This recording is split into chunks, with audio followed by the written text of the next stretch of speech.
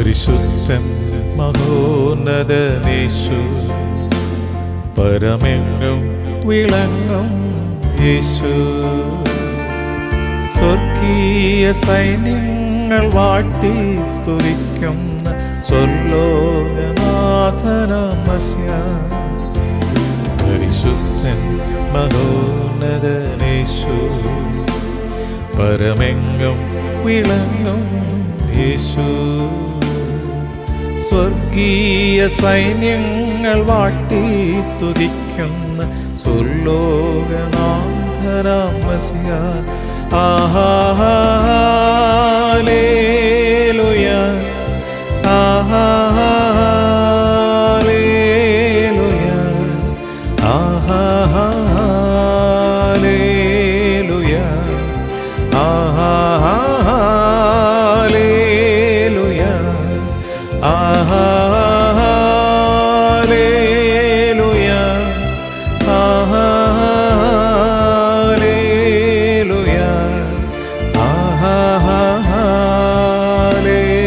Hallelujah, hallelujah.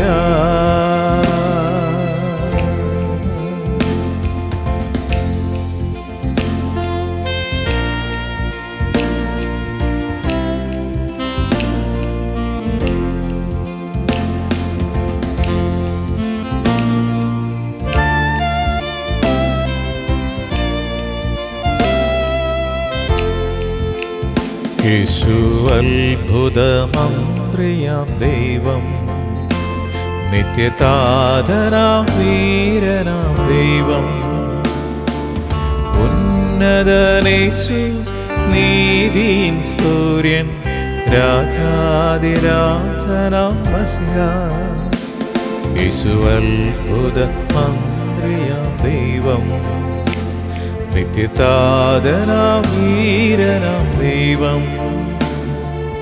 ഉന്നതനേശു നീതിൻ സൂര്യൻ, രാജാതിരാജനാം മസിഹ.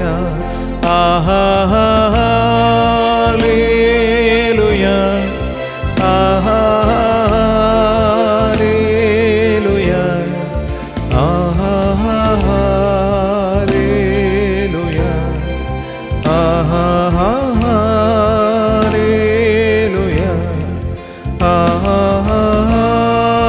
ഹല്ലേലൂയ,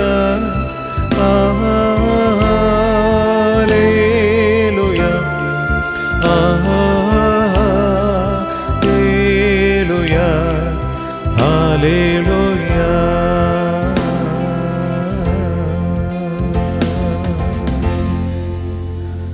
ഹല്ലേലൂയ. സ്തോത്രം, സ്തോത്രം, സ്തോത്രം, സ്തോത്രം, സ്തോത്രം. ദൈവത്തിൻ്റെ അതിപരിനാമം വീണ്ടും സ്തുതിക്കപ്പെടുമാറാകട്ടെ. നമ്മുടെ ആയുസിൻ്റെ ഒരു ദിനം കൂടെ കാണുവാൻ സ്വർഗം നമ്മളെ അനുഗ്രഹിച്ചതിനായി സ്തോത്രം. ഇന്നത്തെ നമ്മുടെ അനുദിന വചനം, ഗോഡ് നോസ് വീക്ക്നെസ്. തളർച്ച അറിയുന്ന ദൈവം. മർക്കോസിൻ്റെ സുവിശേഷം 8-ാം അധ്യായം 2-3 വാക്യങ്ങൾ. ഈ പുരുഷാരം ഇപ്പോൾ 3 നാളായി എന്നോട് കൂടെ പാർക്കുന്നു. അവർക്ക് ഭക്ഷിപ്പാൻ ഒന്നുമില്ലായ്ക കൊണ്ട് എനിക്ക് അവരോട് അലിവ് തോന്നുന്നു. ഞാൻ അവരെ പട്ടിണിയായി വീട്ടിലേക്ക് അയച്ചാൽ അവർ വഴിയിൽ വെച്ച് തളർന്നു പോകും. അവരിൽ ചിലർ ദൂരത്ത് നിന്നു വന്നവരല്ലോ എന്ന് പറഞ്ഞു. ആമേൻ. തളർച്ച അറിയുന്ന കർത്താവ്. God nose weakness. യേശുവിനോട് കൂടെ 3 നാളായി പാർക്കുന്ന ജനത്തിൻ്റെ തളർച്ച കർത്താവ് കണ്ടു. അപ്പോൾ കർത്താവ് പറഞ്ഞ തിരുവചന ഭാഗമാണ് കുറിവാക്യമായി പരിശുദ്ധാത്മാവ് ദൈവം നമുക്ക് നൽകിയത്. ഈ തളർന്നു പോകുന്നവരെ താങ്ങുന്നവനാണ് യേശു. എന്നോട് ചേർന്ന് ആമേൻ പറയാമോ? ആമേൻ. തളർന്നു പോകുന്നവരെ താങ്ങുന്നവനാണ് യേശു. ബത്ശേബ മരുഭൂമിയിൽ തളർന്നുപോയ ആഗാറിനെയും കുഞ്ഞിനെയും ദൈവം കണ്ട് അവരെ താങ്ങി. ഒരു നീരുറവെ ദൈവം അവർക്കായി തുറന്നു കൊടുത്തു. മോശയുടെ പിന്നാലെ ഇറങ്ങിത്തിരിച്ച് ജനക്കൂട്ടം മിസ്രൈമിലെ സന്തോഷത്തെക്കുറിച്ച് ചിന്തിച്ചു. അവർ ഉള്ളതിനെ മറന്ന കാനായിലേക്ക് യാത്രയായി. സന്തോഷമോ സ്വസ്ഥതയോ നൽകാതെ മോശെ എപ്പോഴും ബുദ്ധിമുട്ടിച്ചു കൊണ്ടിരുന്നു. അപ്പോൾ മോശ ദൈവത്തോട് ഇങ്ങനെ പറഞ്ഞു. സംഖ്യാപുസ്തകം 11-ാം അധ്യായത്തിൻ്റെ 11-ാം വാക്യത്തിൽ, നീ അടിയനെ വലച്ചതെന്ത്? നിനക്ക് എന്നോട് കൃപ തോന്നാതെ ഈ സർവ്വജനത്തിൻ്റെയും ഭാരം എൻ്റെ മേൽ വച്ചതെന്ത്? മോശ തളർന്നുപോയ വേദഭാഗമാണ് ഇപ്പോൾ നാം വായിച്ചു കേട്ടത്.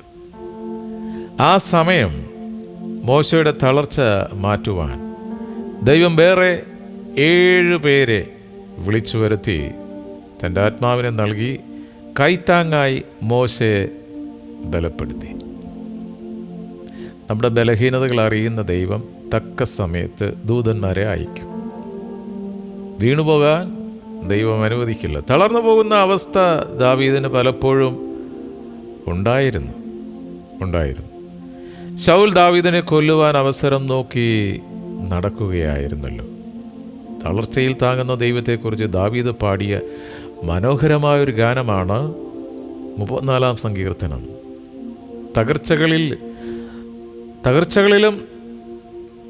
തകർച്ചകളിൽ ദാവീദ് യഹോവയിൽ ആശ്രയിച്ചു. നമ്മളും അങ്ങനെ തന്നെ ചെയ്യണം. തളർച്ചയിൽ അതുപോലെ താഴോട്ട് പോകുകയല്ല വേണ്ടത്. ആ തളർച്ച ഒരു ബൂസ്റ്റിംഗ് ആയിട്ട് എടുത്തുകൊണ്ട് കർത്താവിൽ ആശ്രയിക്കണം. അങ്ങനെ സങ്കീർത്തനങ്ങൾ 56-ന്റെ 8-9 വാക്യത്തിൽ, നീ എൻ്റെ ഉഴൽച്ചകളെ എണ്ണുന്നു, എൻ്റെ കണ്ണീർ നിൻ്റെ തുരുത്തിയിൽ ആക്കി വയ്ക്കണമേ. അത് നിൻ്റെ പുസ്തകത്തിലില്ലയോ? ഞാൻ വിളിച്ചപേക്ഷിക്കുമ്പോൾ തന്നെ എൻ്റെ ശത്രുക്കൾ പിന്തിരിയുന്നു. ദൈവം എനിക്ക് അനുകൂലമെന്ന് ഞാൻ അറിയുന്നു. If God is for us, who can be against us?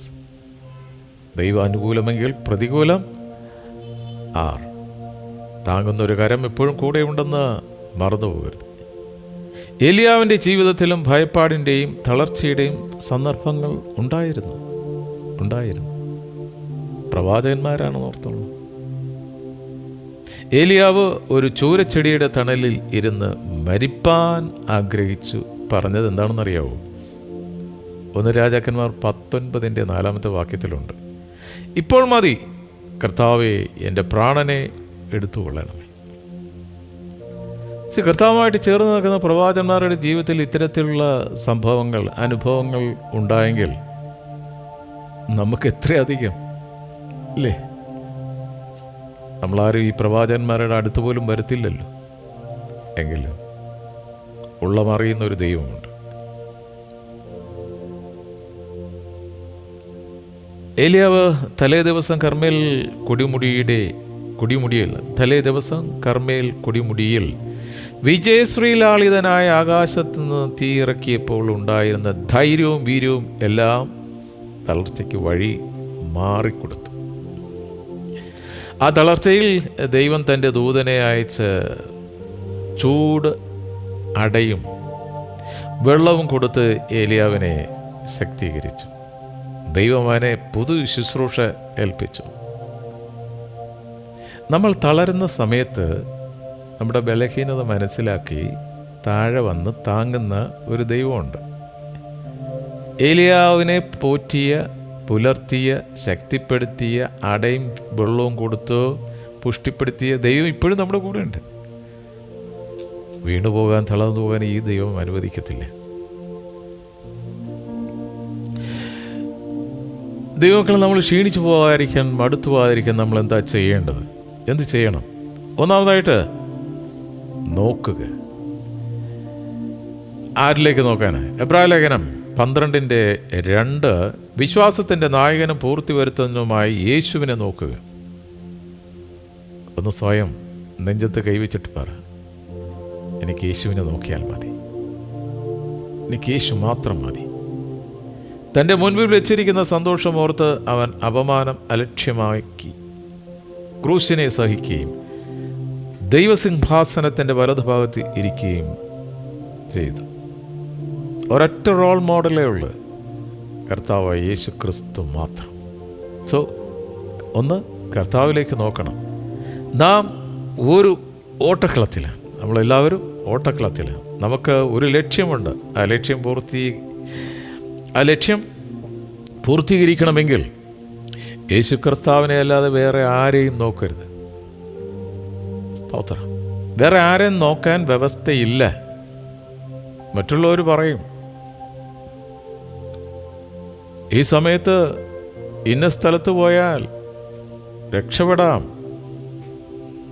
സ്തോത്രം. അങ്ങനെ പല വഴികൾ അവിടെ കാണിച്ചു തരും. അങ്ങനെ പല വഴികളും ഈ കാലഘട്ടത്തിൽ ഉണ്ട്. സ്തോത്രം. എല്ലാം വെളിച്ചതൂതൻ്റെ വേഷമാണെന്നേ ഉള്ളൂ. തിരിച്ചറിയുന്നവർ തിരിച്ചറിയും. എത്ര പറഞ്ഞു കൊടുത്താലും മനസ്സിലാക്കാത്ത ഒരു ജനം എപ്പോഴും ഉണ്ടാകും. അപ്പോൾ നോക്കേണ്ടത് അവിടെ കൂട്ടിൽ കയറിയിരിക്കുന്നവരെ അല്ല, ജീവനുള്ള ദൈവമായ യേശു ക്രിസ്തുവിനെയാണ്. രണ്ടാമതായിട്ട് ധ്യാനിക്കണം. എബ്രായലേഖനം 12:3 നിങ്ങളുടെ ഉള്ളിൽ ക്ഷീണിച്ചു മടുക്കാതിരിപ്പാൻ പാപികളാൽ തനിക്ക് നേരിട്ട് ഇങ്ങനെയുള്ള വിരോധം സഹിച്ചവനെ ധ്യാനിച്ചുകൊള്ളുവിൻ. So the meditation point nothing but Jesus. So അതിനെ എങ്ങനെയാ പറയുക? ക്രിസ്റ്റോസെൻട്രിക് എന്ന് പറയും. ക്രിസ്തു കേന്ദ്രീകൃത ഒരു ധ്യാനമായിരിക്കണം. ക്രിസ്തു എന്ന തലയോളം വളരാനുള്ള ധ്യാനമായിരിക്കണം. ക്രിസ്തുവിൻ്റെ മനോഭാവം കൾട്ടിവേറ്റ് ചെയ്യാനുള്ള ഒരു മെഡിറ്റേഷൻ ആയിരിക്കണം. ദ തേർഡ് പോയിന്റ്, മൂന്നാമതായിട്ട് നിവർക്കുക. എങ്ങനെയാണത്? എബ്രായലേഖനം 12:12 ആകയാൽ തളർന്ന കൈയും കുഴഞ്ഞ മുഴങ്കാലും നിവർത്തുവിൻ. സ്തോത്രം. പത്രോസ് താഴേക്ക് പോയപ്പോൾ കൈ ഉയർത്തി കർത്താവേ എന്നെ രക്ഷിക്കണേ എന്ന് പറഞ്ഞു. ഓൺ ദ സ്പോട്ട് രക്ഷകൻ്റെ കരം കൊടുക്കുകയാണ്. തളർന്ന പത്രോസിനെ, ഭയപ്പെട്ട പത്രോസിനെ പൊക്കിയെടുക്കുകയാണ്. തളർന്ന കൈയും കുഴഞ്ഞ മുഴങ്കാലും നിശ്ചയദാർഢ്യത്തോടെ നിവർത്തണം, വിശ്വാസത്തോടെ നിവർത്തണം. വിശ്രമിക്കാമെന്ന് കരുതരുത്. അവസരം ആരെയും കാത്തു നിൽക്കുകയില്ല. തളർന്നിരുന്നാൽ പിന്നെയും ഉയരാൻ കഴിയുകയില്ല എന്ന് വരാം. നാം ദൈവത്തിൽ ആശ്രയിച്ച് നമ്മെ തന്നെ ഒരുക്കുമ്പോൾ ദൈവം നമ്മെ സകലത്തിലും പ്രാപ്തരാക്കും. സോ നാലാമതായി നാം ചെയ്യേണ്ടത് എബ്രായലേഖനം 12:13 മുടന്തുള്ളത് ഉളുക്കിപ്പോകാതെ ഭേദമാകേണ്ടതിന് നിങ്ങളുടെ കാലിന് പാത നിരത്തുവിൻ. കാലിന് പാത നിരത്തുവിൻ. നടക്കുന്ന പാത നേരെയായിരിക്കണം. പാമ്പിനെ പോലെ നടക്കരുത്, ആടിയാടി നടക്കരുത്. അതായത് നീതിയും ന്യായവും ഉള്ള വഴികൾ തിരഞ്ഞെടുക്കുവാൻ ശ്രദ്ധിക്കണം. ദൈവത്തിൻ്റെ മക്കൾക്കൊരു നടപ്പുണ്ട്. ലോകത്തിൻ്റെ നടപ്പ് പോലെയല്ല. നീതിബോധമുള്ളവരായിരിക്കണം, ന്യായപാലനം ചെയ്യുന്നവരായിരിക്കണം. ലോകത്തെ മക്കൾ കാണിക്കുന്ന പോലുള്ള ഒരു പരിപാടിയും ദൈവമക്കൾക്ക് അനുവദനീയമല്ല. അല്ലെങ്കിൽ പരിക്ക് പറ്റി വഴിയിൽ വെച്ച് ഓട്ടം അവസാനിപ്പിക്കേണ്ടി വരും. സ്തോത്രം. ക്രിസ്തുവിലേക്ക് നോക്കിയാണ് ഓടുന്നതെങ്കിൽ യു വിൽ നെവർ ഫോൾ. അവൻ വീഴാതെ കാത്തുകൊള്ളും. സ്തോത്രം. ക്രിസ്തുവിൽ നിന്ന് നോട്ടം മാറി ഓടിയാൽ എപ്പോൾ കൈയും കാലൊക്കെ തളർന്നു പോകാൻ നോക്കിയാൽ മതി. അഞ്ചാമതായിട്ട് ശുദ്ധീകരണം പ്രാപിക്കുക. എബ്രായലേഖനം 12:14 എല്ലാവരോടും സമാധാനം ആചരിച്ച് ശുദ്ധീകരണം പ്രാപിപ്പാൻ ഉത്സാഹിപ്പിൻ. ഇത്തരത്തിലുള്ള ഉത്സാഹമാണോ? ശുദ്ധീകരണം പ്രാപിക്കാനുള്ള ഉത്സാഹമാണോ? അതോ മറ്റുള്ളവരെ അശുദ്ധീകരണം കൊടുക്കാനായിട്ടുള്ള ഉത്സാഹമാണോ? ഏത് പ്രവൃത്തിയിലാണ് ഡിഗ്രി എടുത്തിരിക്കുന്നതെന്ന് ചിന്തിക്കുന്നത് നന്നായിരിക്കും. ശുദ്ധീകരണം കൂടാതെ ആരും കർത്താവിനെ കാണുകയില്ല. ശുദ്ധീകരണം കൂടാതെ ആർക്കും കർത്താവിനെ കാണാൻ കഴിയുകയില്ല. നമ്മുടെ ജീവിതത്തിൽ കയ്പിൻ്റെ അംശം എന്തെങ്കിലും ഉണ്ടോ എന്ന് പരിശോധിച്ച് അതിനെ നീക്കി കളയണം. എങ്കിലേ ക്ഷീണിച്ചു പോകാതെ ഓടുവാൻ സാധിക്കുകയുള്ളൂ. കൈപ്പേറും തോറും നമ്മൾ ടയർഡാകും. കയ്പില്ലാതെ നിർവ്യാജമായ സ്നേഹത്തോടുകൂടി ഓടിയാൽ എത്തേണ്ട സ്ഥലത്ത് നാം എത്തിയിരിക്കും. നമ്മുടെ മുമ്പിലുള്ള വഴി സുദീർഘമായ യാത്രയിൽ പലപ്പോഴും അപകടങ്ങളും ഒളിഞ്ഞിരിപ്പുണ്ട്. വഴിയിൽ വെച്ച് തളർന്നു പോകുക സ്വാഭാവികം മാത്രമാണ്. എങ്കിലും തക്ക സമയത്ത് പുതിയ ഉറകളും കൂട്ടായ്മയും ബലവും ധൈര്യവും തന്ന് നമ്മെ തളർച്ച മാറ്റുവാൻ യേശു സദാ ജാഗരൂകനായി വർത്തിക്കുന്നു. ജീവിതത്തിൽ ക്ഷീണിച്ചു മടുത്തു പോകാതിരിക്കാൻ ആ യേശുവിനെ തന്നെ നോക്കാം, ബലപ്പെടാം, ശക്തി പ്രാപിക്കാം. നമ്മുടെ ബലഹീനത അറിയുന്ന ഒരു ദൈവമുണ്ട്. പ്രത്യാശയോടെ ഈ വചനങ്ങളാൽ കർത്താവ് നമ്മളെ അനുഗ്രഹിക്കട്ടെ. പ്രാർത്ഥിക്കാം. ഹല്ലേലൂയ. സ്തോത്രം, സ്തോത്രം, സ്തോത്രം, സ്തോത്രം. നിത്യന് പരിശുദ്ധമായ ഞങ്ങളുടെ സ്വർഗീയ പിതാവേ, നിൻ്റെ മക്കളായ ഞങ്ങൾക്ക് തന്ന ഈ ദിനത്തിനായി സ്തോത്രം. ഇന്ന് നൽകിയ തിരുവചനത്തിനായി സ്തോത്രം. വചനം ശ്രവിച്ച ഓരോ മക്കളെയും കുടുംബമായി അനുഗ്രഹിച്ച് പ്രാർത്ഥിക്കുന്നു. കൂട്ടായ്മയെ ഓർത്ത് പ്രാർത്ഥിക്കുന്നു. ഞങ്ങൾ ചേർന്ന് നിൽക്കുന്ന കൂട്ടായ്മയെ അനുഗ്രഹിക്കണം കർത്താവേ. ഞങ്ങൾ ബലഹീനരാണ്, എന്നാൽ ബലവാനായ അവിടുന്ന് ഞങ്ങളെ തിരഞ്ഞെടുത്തതിനായി സ്തോത്രം. ഞങ്ങളുടെ ആവശ്യം ഇന്നതെന്നറിഞ്ഞ് തക്ക സമയത്ത് ഞങ്ങൾക്ക് മന്ന തരുന്നതിനായി സ്തോത്രം. ദൈവമേ, വിശുദ്ധർക്ക് വേണ്ടി പ്രാർത്ഥിക്കണമെന്നുള്ള തിരുവചന പ്രകാരം ഞങ്ങൾ അന്യോന്യം പ്രാർത്ഥിക്കുന്നു. യേശുവിൻ്റെ നാമത്തിൽ സകല ഭയവും വിട്ടുമാറട്ടെ, സകല രോഗങ്ങളും വിട്ടുമാറട്ടെ. സ്തോത്രം, സ്തോത്രം, സ്തോത്രം. അവിടുന്നാണല്ലോ ഞങ്ങളുടെ മഹാവൈദ്യൻ. അവിടുത്തെ അടിപ്പിണരുകളാൽ പൂർണ്ണ സൗഖ്യം വന്നുമിരിക്കുന്നതിനായി സ്തോത്രം. ഹല്ലേലൂയ. വിശ്വസിച്ചാൽ നീ ദൈവത്തിൻ്റെ മഹത്വം കാണുമെന്ന് അരുളിച്ചത് കർത്താവേ. തിരുവചന ഭാഗങ്ങൾ വിശ്വാസത്തോടെ ഏറ്റെടുത്ത് മുന്നിൽ വെച്ചിരിക്കുന്ന ഓട്ടം പൂർത്തീകരിക്കുവാൻ ഞങ്ങളെ ഓരോരുത്തരും സഹായിക്കണം. വാർദ്ധക്യത്തിലായിരിക്കുന്ന മാതാപിതാക്കളെ ഓർത്ത് പ്രാർത്ഥിക്കുന്നു. അവിടുന്ന് അവരെ ബലപ്പെടുത്തുന്നതിനായി സ്തോത്രം കർത്താവേ. ധൈര്യം പകരുന്നതിനായി സ്തോത്രം. ഞങ്ങളുടെ തലമുറകളെ ഓർത്ത് പ്രാർത്ഥിക്കുന്നു. മക്കൾ പരിശുദ്ധാത്മാവിൻ്റെ തൈലത്താൽ സൗഖ്യമാകട്ടെ, അഭിഷേകത്താൽ നിറയപ്പെടട്ടെ, അവിടുത്തെ ജ്ഞാനത്താൽ മക്കൾ നിറയപ്പെടട്ടെ. അവരുടെ എല്ലാ കാര്യങ്ങൾക്കും അനുഗ്രഹിക്കപ്പെട്ട നിലയിൽ തീരുമാനമെടുക്കാൻ മക്കളെ സഹായിക്കണം. ഒരിക്കൽ കൂടി ഇന്നത്തെ ദിനത്തിനായി നന്ദി പറയുന്നു. ഞങ്ങളുടെ എല്ലാ പ്രവൃത്തികളെയും അവിടുന്ന് അനുഗ്രഹിച്ചിരിക്കുക. സ്തോത്രം. പ്രാർത്ഥനയും യാചനയും കേട്ടിരിക്കുക. നന്ദിയപ്പാ. യേശുവിൻ നാമത്തിൽ തന്നെ. ആമേൻ, ആമേൻ, ആമേൻ.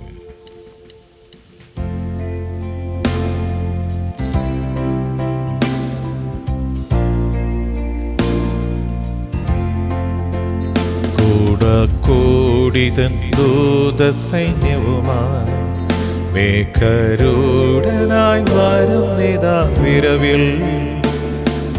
തൻ പ്രിയ സുതരെ തന്നോടു ചേർപ്പാൻ വേഗം വരുന്നേശുമസ്യാകൂടിതൻ ദൂതസൈന്യവുമായി മേഘരൂഢനായി വരുന്നിതാ വിരവിൽ.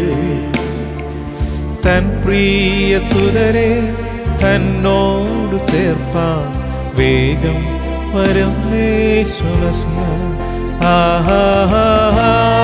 Hallelujah, hallelujah,